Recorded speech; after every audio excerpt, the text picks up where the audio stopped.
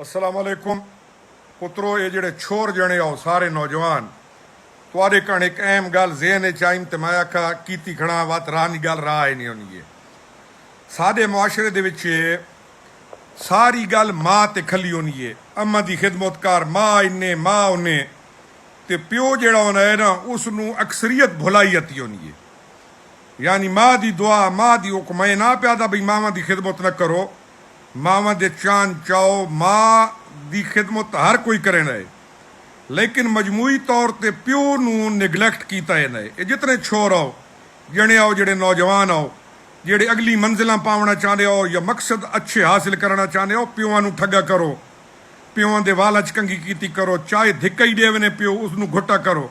अल्लाह दे रसूल सल्लल्लाहु अलैहि वसल्लम फरमाया है औलाद दे हक किच दुआ प्यो दी रद रहने थी नहीं। सारे मुआशरे माँ माँ माँ